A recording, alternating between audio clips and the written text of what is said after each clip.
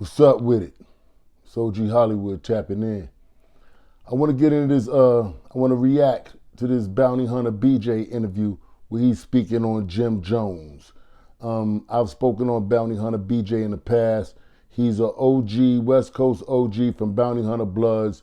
And I've stated before that I thought Bountyhunter BJ had a superiority complex when it came to gangbangers from the East Coast.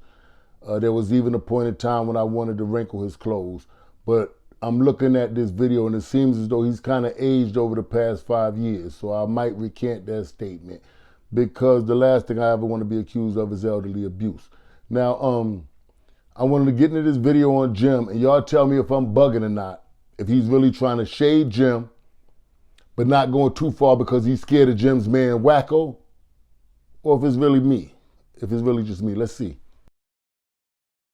Jim Jones, a rapper out of New York, known more so from back in his Dipset days as one of the big artists who had the song Ballin', was recently called out by a fellow Dipset member, Cameron.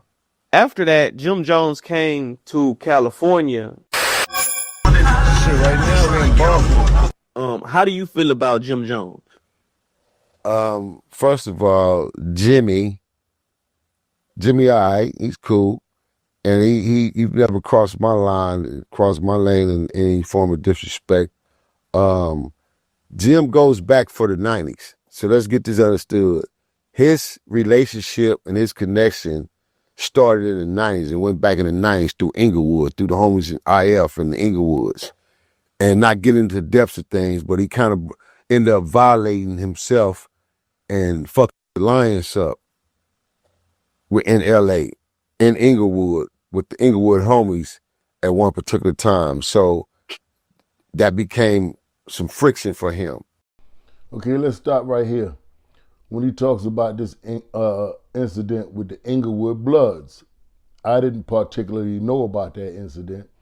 So yeah, I went straight to the AI with it. You know, I looked it up in Chat GPT. Before anybody act like I'm copying Zip will tell you itself. I was doing this already, okay? I was already playing with the AI. But we're gonna go to this Chat GPT and see what they had to say about, did Jim have an incident with these Inglewood Bloods this dude's talking about? So I asked Chat GPT, did Jim Jones have issues with the Inglewood Bloods in Los Angeles back in the days? Yeah, Jim Jones definitely had some friction with certain blood sets in LA, especially in the Inglewood area during the mid-2000s. Here's the breakdown. When Jim Jones and the Dipset movement started repping Bloods heavy in their music, especially the East Coast version, some West Coast Bloods, particularly those in Inglewood and other parts of LA, felt a way about it. There was tension around the idea that dudes on the East were banging without fully understanding or respecting the structure, history, and politics of the West Coast Bloods, who had a much deeper and more violent street lineage tied to LA gang life. Some OGs from Inglewood and surrounding neighborhoods were vocal about East Coast rappers using the Blood name without official ties or without going through proper channels. Jones was seen as one of the faces of the East Coast Blood movement, especially after the Bird Gang stuff took off. It wasn't just him though. Wayne, Game, and others were caught up in that divide too. There were even rumors of confrontations or warnings being issued when East Coast rappers would touch down in Los Angeles back then. But a lot of that stayed behind the scenes and never escalated to anything major. Still, the politics were real. And once again, this is coming from ChatGPT. Let's get back into this. But overall, Jim have always kind of like stamped himself on that level as far as being a representative from New York as a B-Dog, going into that phase as a rapper. So he kind of like has been given that LA pass to a sense.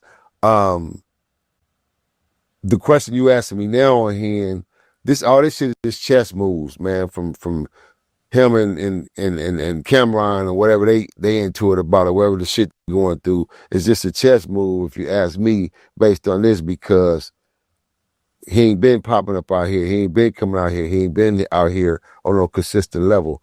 But I'm not gonna go in as far as on a negative level about it, because he is with some of my young homies. Some of the homies is real righteous and A1s. And Wacko is an A1 young homie. He's a good homie. He's a good brother altogether, period. So he's in good hands with Allstate if he fuck Wacko.